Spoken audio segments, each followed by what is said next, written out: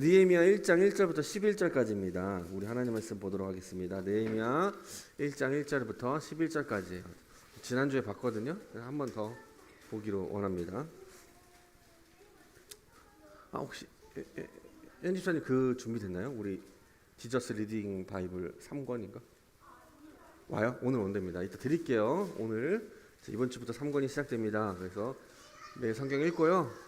자, 1장 1절부터 말씀 보겠습니다. 저부터 읽을게요. 하가라의 아들 느헤미야의 말이라. 아닥사스다 왕 제20년 기스르월에 내가 수산궁에 있는데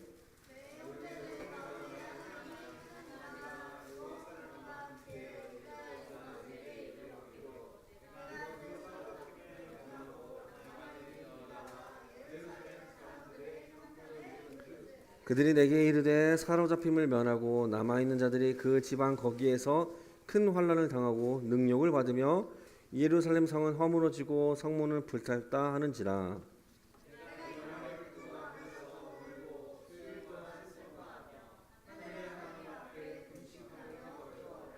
이르되 하늘의 하나님 여호와 크고 두려우신 하나님이여 주를 사랑하고 주의 계명을 지키는 자에게 언약을 지키시며 긍휼을 베푸시는 주여 간구하나이다.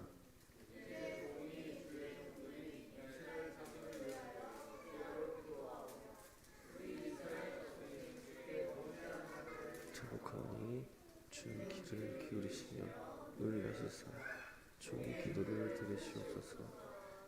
내 아버지 집에 주를 향하여 크게 악을 행하여 주께서 주의 종 모세에게 명령하신 계명과 율례와 규례를 지키지 아니하였나이다.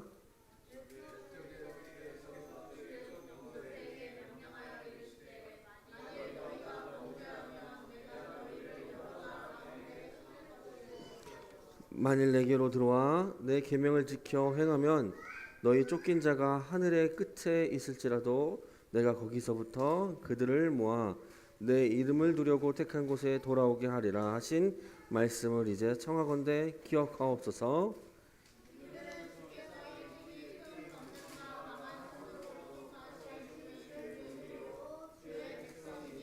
함께 읽을게요. 주여 구하오니 귀를 기울이사 종의 기도와 주의 이름을 경외하기를 기뻐하는 종들의 기도를 들으시고 오늘 종이 형통하여 이 사람들 앞에서 은혜를 입게 하옵소서 하였나니 그때에 내가 왕의 술관원이 되었느니라. 아멘. 지난주에 봤는데 제가 좀 보강해서 다시 나누길 원합니다. 하나님이 보고 싶습니다라는 제목입니다. 사랑하는 성도 여러분, 설교를 시작하기 전에 질문 하나 드리고 시작하도록 하겠습니다. 아주 단순한 질문입니다. 여러분, 이 질문에 어떻게 대답하느냐에 따라서 우리의 신앙이 지금 어디에 서 있는지를 좀 가장 정직하게 드러내는 것 같습니다. 여러분, 인생에서 가장 슬픈 것이 무엇이죠? 인생에서 가장 슬픈 것이 무엇입니까? 잠시 생각해 보십시오. 무엇이 가장 슬프세요? 여러분은 사랑하는 사람을 잃는 것이 가장 슬프다고 할 수도 있을 겁니다. 어떤 사람들은.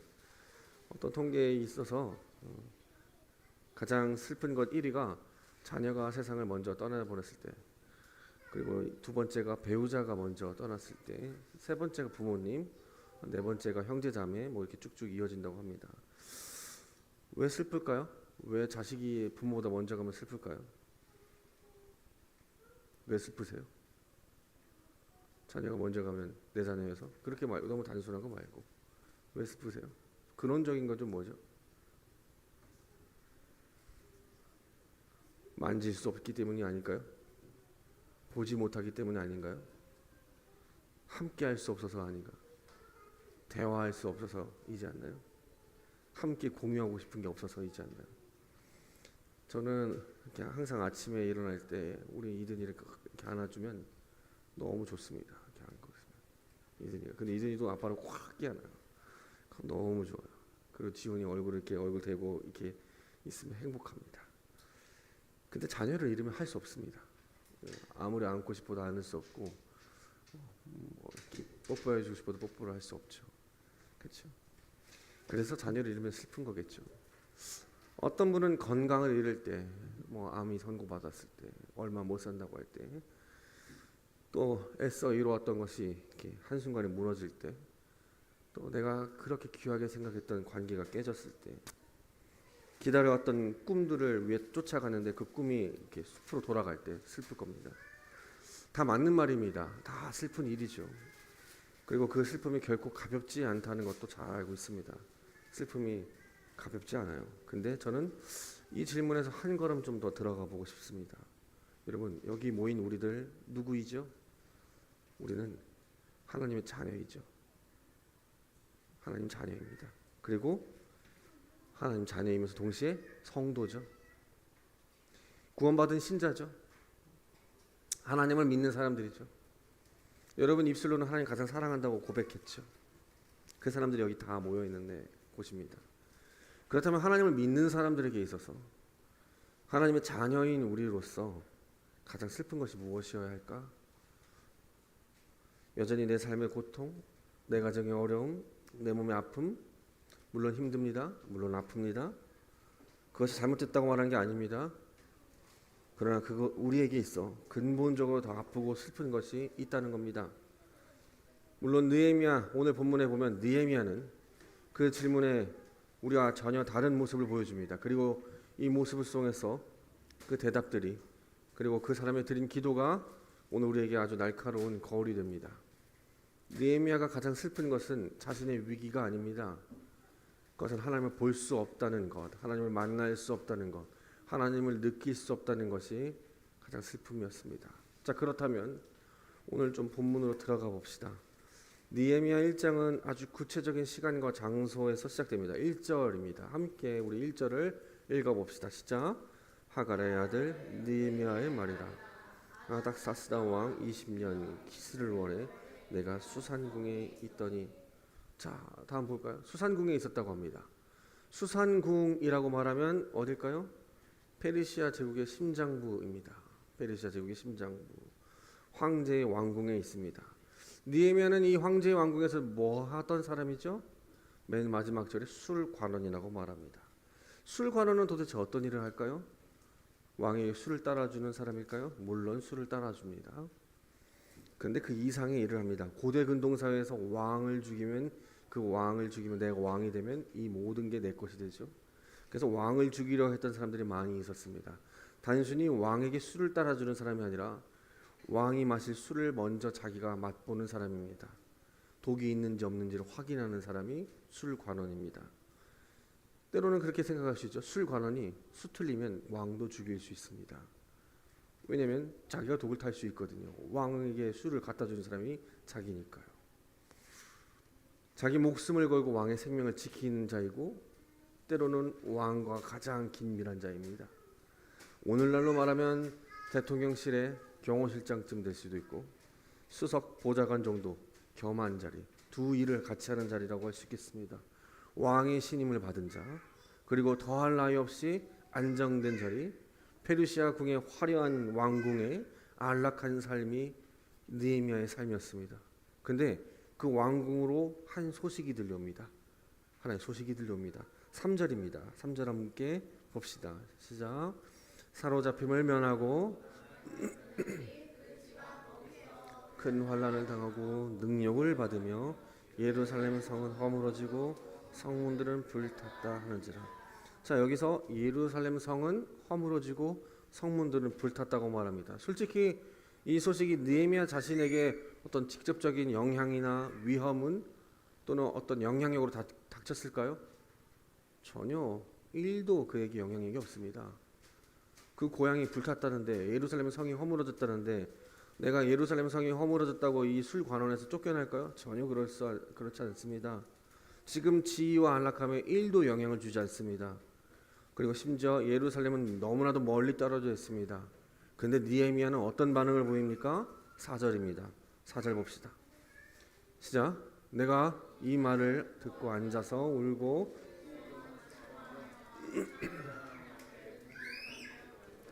네, 수일 동안 슬퍼하며 하늘의 하나님 앞에 금식하며 기도하였다.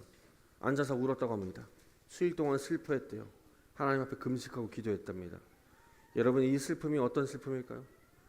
여기 히브리 단어 슬퍼하여라고 하는 단어가 있는데 보이는지 모르겠네요. 에벨이라는 뜻입니다. 에벨이라는 단어가 어떤 단어냐면 두 번 사용됐습니다. 창세기 37장 34절에 형들이 요셉이 죽었다라고 야곱에게 말합니다. 그러니까 야곱이 그 요셉이 죽었다는 소식을 듣고 슬퍼했다라고 했을 때 그 슬퍼가 에벨입니다. 두 번째 사무엘하 19장 2절에도 이 단어가 쓰입니다.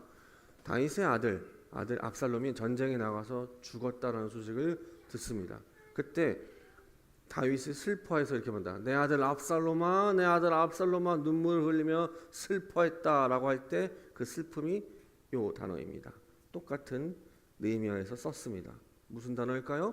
전부 다 공통점이 있습니다. 그 에벨의 뜻이 자녀가 죽었다는 슬픔입니다. 자기가 가장 사랑하는 것을 뺏겼을 때의 죽음을, 처절한 죽음을 말합니다. 자, 여기서 또 단어가 하나 더 있습니다. 앉아서. 제가 여기 적진 않은데 머물러서 서다, 서두르지 않다라는 단어인데, 이것은 내가 이렇게 저기 고양이 저기 불탔으니까 당장 대책을 세워야지, 아닙니다. 먼저 앉아서 수일 동안 슬퍼하며 하나님께 충분히 앉아 있었다라는 뜻입니다. 충분히 앉아서 내가 내 자녀가 죽은 것처럼 내 진짜 진정한 슬픔 가운데 있었다. 너무 슬퍼했다라는 겁니다. 왜 느헤미야가 슬퍼했을까요? 고향이 불타서? 여러분, 고향이 불타서 슬펐을까요? 제 고향이 대전인데 대전이 불타도 저는 슬프지 않습니다. 불타는 게 아니라 별로 슬프지 않아요. 느헤미야가 왜 슬펐을까요? 무너져서요? 성이 무너져서? 아니, 그것 때문에 슬펐을까요? 진짜 그것 때문에? 진짜 그 성이 불타고 무너져서 자녀 잃은 것 같은 슬픔이 있는 거예요? 아니죠. 왜 슬픈 거죠? 예루살렘이 도대체 어떤 곳이죠? 하나님이 이름을 두신 곳이죠. 하나님이 거하신 성전이 예루살렘에 있습니다. 성전 하면 뭐예요? 예배하는 곳입니다. 예배하러 간다 할 때 여러분 뭐라고 말하세요? 어르신들, 옛날 분들이나 믿음의 사람들은 예배하러 간다, 하나님 만나러 간다라고 합니다. 하나님 보러 간다라고 말합니다. 하나님 만나러 가는 거예요. 예루살렘이라는 곳은 하나님 만나러 가는 곳이었습니다. 하나님 보는 곳이에요. 하나님을 경험하는 곳이에요. 근데 그 하나님을 경험하는 곳, 그 하나님을 만나는 곳, 하나님을 볼 수 있는 곳, 그 하나님 얼굴을 대하는 곳이 어떻게 됐다? 무너졌대요. 무너졌대요. 내가 그렇게 사랑하는 자녀가 죽은 것보다 더 귀한 그 하나님이 볼 수 없대요. 여러분, 자녀 왜 자녀가 먼저 죽으면 왜 슬프다고 했죠? 볼 수 없어서죠. 어차피 부모랑 자녀는 똑같이 죽으면 상관없어요. 자기도 모르니까. 근데 내가 살아있는데 자녀가 먼저 죽으면 난 자녀를 못 봐서 슬픈 거예요. 느헤미야가 하나님이 그 예루살렘의 성이 무너졌다는 게 왜 슬프냐면 하나님을 볼 수 없어서요. 하나님을 만질 수 없어서요. 하나님을 경험할 수 없어서요. 하나님과 교제할 수 없어서요. 그래서 슬픈 거예요. 느헤미야가 하나님께 나아갈 수 없어서 슬픈 거예요. 당신을 볼 수 없어서 슬픈 겁니다. 느헤미야는 진정 하나님을 사랑하는 거예요. 진짜 사랑하는 거예요. 여러분, 사랑하면 보고 싶어요? 안 보고 싶어요? 안 보고 싶어요? 보고 싶죠. 1시간 전에 봤는데 또 보고 싶단 말이죠. 사랑하면 보고 싶어요. 사랑하는 사람을 만날 수 없을 때, 그 사람을 느낄 수 없을 때 그것이 가장 슬픈 거예요. 다윗도 이런 고백을 합니다. 시편 84편에 만군의 여호와여, 주의 장막이 어찌 그리 사랑스러운지요. 내 영혼의 여호와의 궁전을 사모하여 쇠약합니다. 다윗이 주의 장막이 사랑스럽다고 합니다. 왜 사랑스럽다고 하죠? 주의 장막에 여호와가 있기 때문입니다. 주의 장막으로만 가야지 하나님을 만날 수 있어요. 주의 장막에 가야지만 하나님을 경험할 수 있어요. 주의 장막에 들어가야지만 여호와를 볼 수 있단 말이에요. 그러니까 다윗이 뭐라고 말합니까? 그 주의 장막이 얼마나 사랑스럽냐, 얼마나 귀하냐. 왜? 그것에 하나님을 만날 수 있으니까. 근데 어느 정도로 사모한대요? 내 영혼이 쇠약해질 정도로 사모한대요. 내 영혼이 다 힘들어 힘이 없어질 정도로 그 하나님을 위해서 너무나도 사랑한다는 뜻입니다. 사랑하는 성도 여러분, 우리도 느헤미야처럼 하나님 만나지 못한 것이 슬픈 일이 되십니까? 예배를 드리지 못한다는 것이 마음 아픈 일이 되세요? 기도가 끊어지는 것이 슬프세요? 기도가 끊어져서 수일 동안 금식하게 만드는 여러분들 되십니까? 하나님을 느끼지 못하는 날들이 쌓여갈 때 그것이 가장 가까운 사람을 잃을 것 같은 그 슬픔이 되십니까? 느헤미야는 그것이 슬픔이라는 거 말합니다. 가장 슬펐다고 말합니다. 느헤미야는 슬퍼하여 하나님 앞에 금식하며 기도했답니다. 그런데 이렇게 기도했대요. 5절입니다. 5절부터 7절까지요. 함께 봅시다. 이르되 하늘의 하나님 여호와 크고 두려우신 하나님이여 주를 사랑하고 주의 계명을 지키는 자에게 언약을 지키시며 긍휼을 베푸시는 주여 간구하나이다. 이제 종이 주의 종 이스라엘 자손을 위하여 주야로 기도하오며 우리 이스라엘 자손이 주께 범죄함을 자복하오니 나와 내 아버지의 집에 범죄하여 주께 크게 악을 행하여 주께서 주의 종 모세에게 명령하신 계명과 율례와 규례를 지키지 아니하였나이다. 느헤미야는 하나님을 사랑합니다. 하나님이 보고 싶어 옵니다. 그런데 그 기도의 내용이 하나님 예루살렘 회복시켜 주십시오. 제 이 슬픔 아시죠? 달래주십시오. 우리 고향 어떡합니까? 슬퍼하지 않습니까? 위로해 주세요. 그런 말 먼저 하지 않습니다. 무슨 말을 먼저 합니까? 내가 내 아버지 집에 범죄하였습니다. 주께서 명령하신 그 규례와 율례를 지키지 않았습니다. 느헤미야는 먼저 성을 회복시켜달라는 게 아니라 백성들의 신앙을 탓하는 것이 아니라 내가 하나님을 사랑하는데 나는 여기까지밖에 하나님을 사랑하지 못했습니다. 하나님을 진짜 사랑하는데 우리 알잖아요. 진짜 사랑하면 내 사랑이 너무 부족해. 이렇게 말하잖아요. 너무 사랑하는 사람들한테 나 너 진짜 사랑하는 거 알지? 근데 나 너 부족해. 이게 진짜 사랑이지. 야 내가 진짜 너 사랑하니까 너도 이만큼 해라. 이렇게는 하지 않잖아요. 지금 느헤미야가 이 말하는 거예요.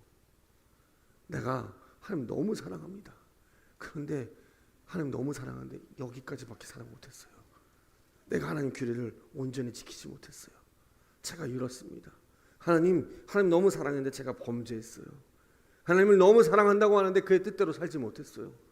하나님 저의 사랑은 하나님 사랑에 비하면 너무 작아요. 너무 연약해요. 주님 용서해 주십시오.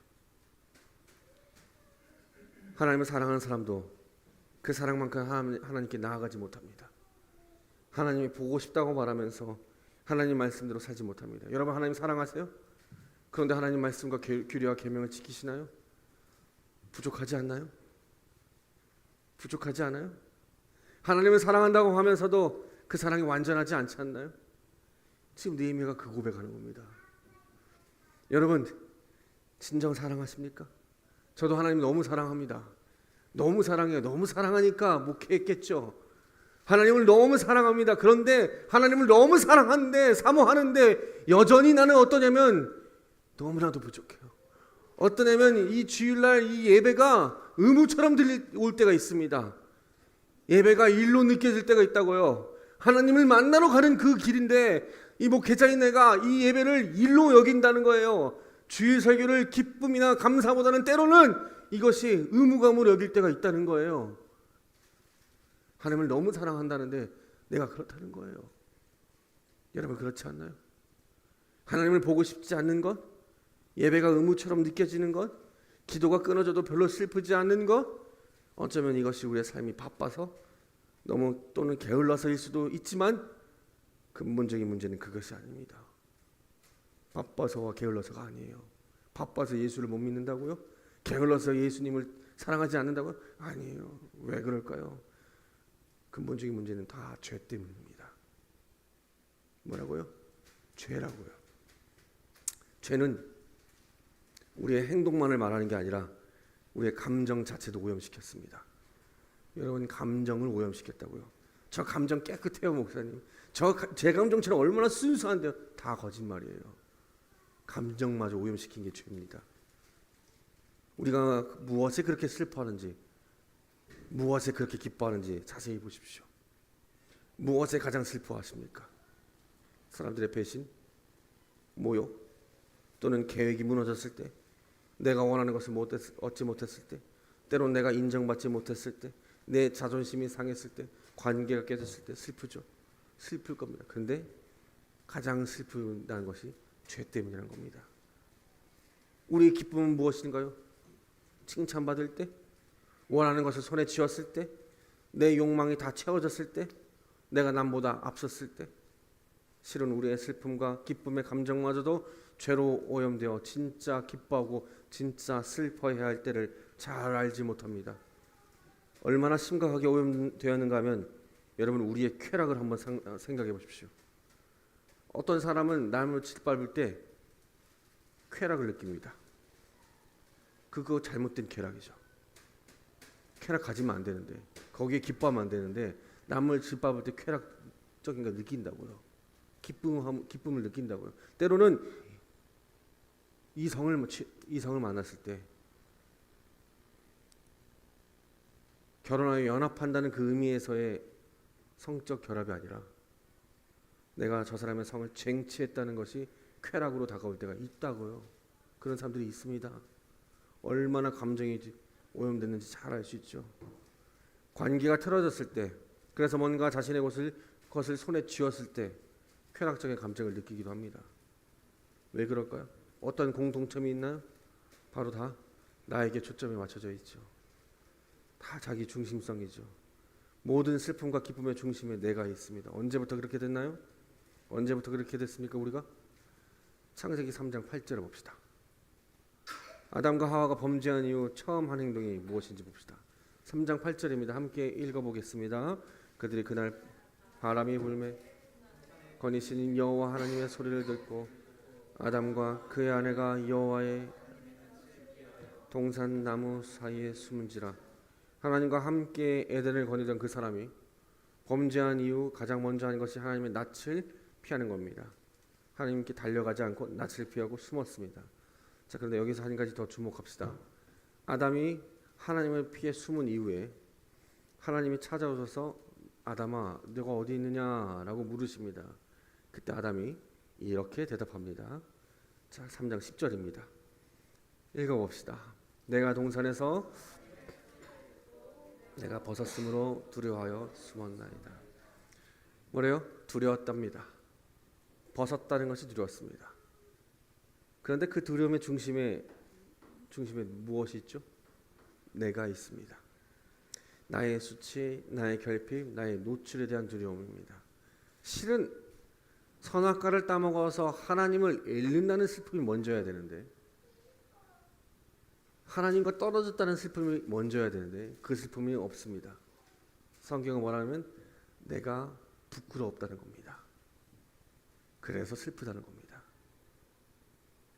하나님을 버려서 슬픈 게 아니라 자신이 드러났다는 그 두려움 때문에 아담은 슬픈 겁니다. 숨은 겁니다. 바로 이것이 죄가 인간에게 한 일들입니다. 하나님 중심의 감정이 자기 중심의 감정으로 뒤틀려 버립니다. 그래서 예레미야는 이렇게 선언합니다. 예레미야 17장 9절에 만물보다 거짓되고 심히 부패한 것은 무엇이라? 마음이라. 누가 능히 이를 알리오마는. 마음이 부패했다는 것은 단순히 나쁜 행동을 한다는 게 아닙니다. 마음의 감각 자체가 오염됐다는 겁니다. 무엇이 진짜 슬픔인지 무엇이 진짜 기쁨인지 분별할 능력 자체가 뒤틀려 버렸습니다. 그러나 느헤미야는 예루살렘 성벽이 무너졌다는 그 소식에 곧 하나님을 볼 수 없게 됐다는 소식이 수일 동안 애도했습니다. 그것이 가장 슬픈 일이었습니다. 자, 사랑하는 성도 여러분, 다시 물어보겠습니다.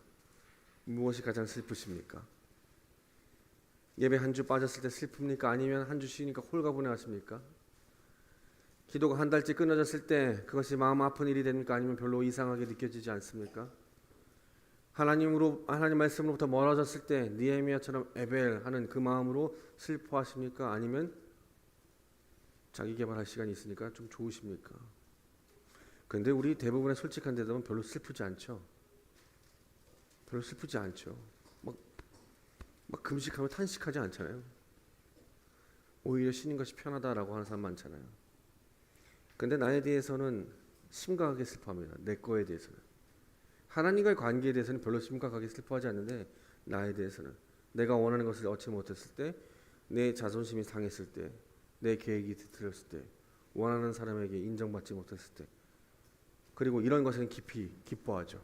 나를 칭찬할 때, 욕망이 채워졌을 때, 내가 남들보다 앞에 섰을 때, 여러분 이것이 보이십니까? 슬퍼해야 할 것에 슬퍼하지 않고 기뻐해야 할 것에 기뻐하지 않는다는 것을. 이것이 죄가 우리의 감정의 한 일입니다. 감정의 나침판이 하나님이 아니라 나를 뒤틀려 버렸습니다. 그리고 이것이 우리의 현실입니다. 자, 그렇다면 어떻게 되돌릴 수 있을까? 어떻게 하면 회복할 수 있을까요? 우리의 힘으로 해결할 수 있습니까? 이제부터 나는 하나님을 가장 사랑하니 나는 하나님 이외에는 다른 거 슬퍼하지 않겠습니다 한다고 슬퍼하지 않나요? 3일도 못 갑니다. 어떻게 해야 될까요? 하나님과 예배하지 않으면 난 예배하는 것 이외에는 다른 거 기뻐하지 않겠어.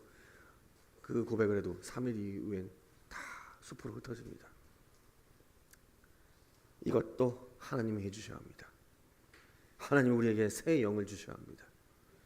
우리가 하나님을 원하지 않는다는 것을 하나님은 알고 계셨습니다.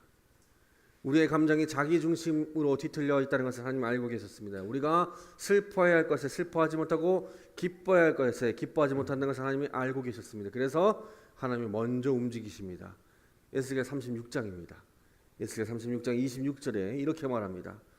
또 새 영을 너희에게 두고 새 마음을 너희에게 주되 너희 육신에서 굳은 마음을 제거하고 부드러운 마음을 줄 것이며 또 내 영을 너희 속에 두어 너희로 내 율례를 행하게 하리니.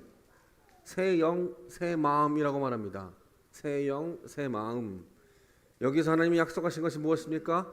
굳은 마음을 제거한답니다. 자기 중심으로 굳어진 그 마음을, 하나님을 피하고 하나님을 원하지 않는 그 돌 같은 마음을 제거하겠답니다. 그리고 부드러운 마음을 주시겠답니다. 예레미야도 동일한 말을 합니다. 예레미야 31장입니다.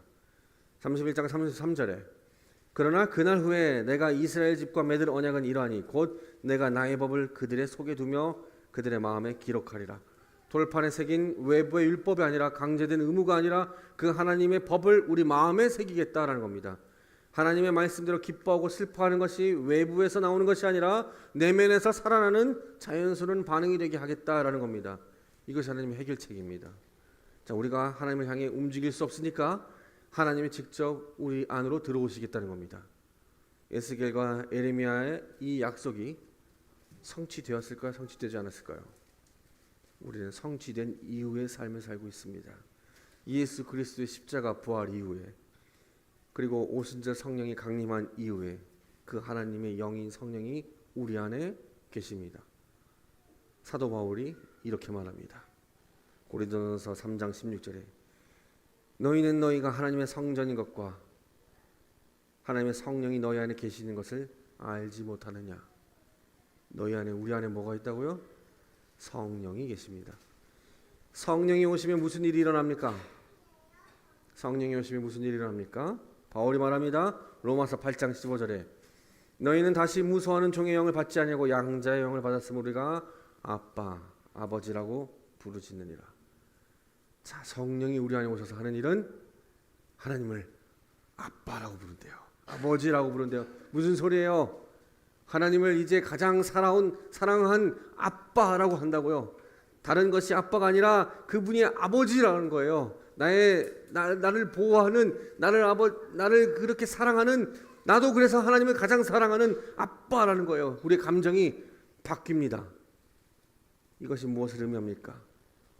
오염된 감정의 나침반이 다시 방향을 잡기 시작합니다. 자기 중심으로 뒤틀려 버렸던 그 기쁨과 슬픔이 하나님 중심으로 재조정되기 시작합니다. 물론 지금 우리가 살아가는 이 땅의 삶은 완벽하게 하나님께 재조정되지 않습니다. 아직 하나님 나라가 완성되지 않기 때문에 이미 왔지만 아직 도래하지 않은 그 사이에 살고 있기 때문에, 그러나 변화는 시작되었습니다. 믿으십니까? 변화는 시작됐어요. 성령이 우리 안에 오시면 여러분 어떻게 됩니까? 말씀을 읽다가 눈물이 납니다. 이것은 무엇입니까? 감정이 살아나는 겁니다. 하나님 말씀 앞에서 내 마음이 반응하기 시작합니다. 입술에서 세상의 기쁨보다는 하나님을 찬양하게 됩니다. 기도하다가는 가슴이 뜨거워집니다. 어느 순간 예배가 그리워집니다. 하나님이 보고 싶어집니다. 그래서 하나님을 너무 사랑해서 인내하기도 하고 내려놓기도 합니다. 하나님이 우리에게 행하시는 일들입니다. 이것이 다 성령의 역사죠. 오염되고 뒤틀렸던 감정이 성령의 역사로 서서히 회복됩니다. 에스겔이 약속한 그 새 마음이 우리 안에 이루어지는 겁니다. 사랑하는 성도 여러분, 한 가지 더 말씀드려야 합니다. 성령이 오셨지만 여러분 기억해야 될 건 우리는 아직 연약합니다. 감정의 회복이 완전히 회복되지 않습니다. 오늘 이 설교를 들으면서 마음이 움직이지 않을 수 있습니다. 여전히 세상에서 나의 슬픔을 매몰될 때가 있습니다. 내가 더 슬프고 내가 내 것에 더 기뻐할 수도 있습니다. 그 순간에 바울은 이렇게 말합니다. 이와 같이 성령도 우리의 연약함을 아시나니, 우리 연약하다고요. 슬퍼할 것에 슬퍼하지 못하고 기뻐할 것에 기뻐하지 못하는 연약함이라고요. 그 연약한 우리가 기도도 하지 않는다고요. 그런데 누가 해주신다고요? 오직 성령이 말할 수 없는 탄식으로 우리 안에서 친히 간구하시니라. 아멘. 성령이 말할 수 없는 탄식으로 우리를 위해 간구하십니다. 이것이 위로입니다. 우리의 감정이 여전히 오염되어 있을 때, 하나님을 향한 갈망이 아직 완전히 살아나지 않을 때조차 성령이 우리 안에서 뭐 하신다고요? 탄식하고 계십니다. 성령이 우리 안에 계신 한 우리는 완전히 자기 중심에 갇혀버린 것이 아닙니다. 성령이 우리 안에서 하나님 중심으로 돌아가는 그 방향을 잃지 않게 탄식하면서 기다리고 계십니다. 이제 말씀을 맺습니다. 사랑하는 성도 여러분, 여러분은 진정 하나님 보고 싶습니까? 느헤미야처럼 하나님을 그 무엇보다 사랑하십니까? 하나님을 볼 수 없다면 가장 슬프십니까? 예배할 수 없다면, 말씀을 볼 수 없다면, 여러분 하루에 한 번 살아갈 때마다 하나님 말씀을 접하지 못한다면 슬프십니까? 그분의 음성을 들을 수 없다면, 내가 그 하나님과 교제할 수 없다면, 그 하나님과 동행할 수 없다면 내 인생에서 가장 비참하다는 것을 얼마나 슬픈 것인지 깨달으셨습니까? 가장 비참하고 두렵고 실패가 하나님과 함께하지 못한다는 것을 아십니까? 저와 여러분이 우리 안에 계신 성령과 동행해서 하나님을 가장 사랑하기 원합니다. 우리의 오염되고 뒤틀린 감정이 성령의 인도로 서서히 회복되기 원합니다. 우리 인생의 기쁨이 하나님을 영화롭게 하는 거고 그분을 영원토록 예배하는 것이 우리 기쁨 되기 원합니다. 우리의 자녀들이 성공하고 좋은 대학 가는 거 기쁠 수 있어요. 기뻐하지 말라는 거 아니에요. 그러나 그것보다 더 기뻐할 것, 하나님을 영원토록 영화롭게 예배하는 겁니다. 웨스트민스터 소요리 문답 1문. 우리의 삶의 목적은 하나님을 영화롭게 하고 그분을 예배하는 겁니다. 그게 우리의 기쁨이길 원합니다. 우리의 위로가 오직 예수 그리스도가 되기를 원합니다. 우리의 참된 기쁨과 슬픔이 자기 중심이 아니라 하나님 중심이 되기 원합니다. 오늘 느헤미야는 하나님을 볼 수 없다는 걸 슬퍼했습니다. 그 슬픔이 그를 기도하게 했습니다. 그 기도가 그를 일어서게 했고 끝내 이스라엘 공동체에 가서 성전을 짓는데 자신의 전부를 드려버립니다. 사랑하는 성도 여러분, 우리 안에 성령이 계심을 믿으십시오.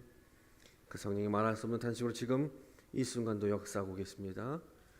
여러분의 오염된 감정을 새롭게 하기를 원하십니다. 지금 이 말씀을 들으면서 하나님이 보고 싶다는 마음이 조금이라도 살아있다면 그것은 성령이 여러분 안에 계시다는 증거입니다. 말씀 앞에서 가슴이 뜨거워진 경험이 있다면, 내 입술에서 복음을 얘기하고 있다면, 하나님을 찬양하고 있다면 그것은 성령이 우리를 회복시키고 있다는 증거입니다. 혹 아직까지 마음이 생기지 않습니까? 괜찮습니다. 그래도 하나님께 나오십시오. 은혜의 보좌 앞으로 나오십시오. 예수 그리스도가 십자가를 열어주신 그 길을 통해 우리를 회복시킨 것처럼 성령이 우리의 마음을 회복시켜서 우리 얼굴을 하나님께로 돌리실 겁니다. 성도 여러분, 저는 소망합니다. 우리 교회가 연약하고 작지만 여러분 각자가 이 하늘시민교회가 진심으로 하나님을 보기 원하는 교회가 되기를, 예배가 의무가 아니라 하나님을 사랑하는 예배가 되기를, 기도가 습관이 아니라 성령과 진실한 교제가 되기를, 하나님의 얼굴을 구하는 것이 이 공동체가 가장 깊이 사모해야 될 열망이 되기를, 그래서 하나님을 보는 것이 가장 기쁨이고 즐거움이 되는 저와 여러분이 되기를 주님의 이름으로 축복합니다.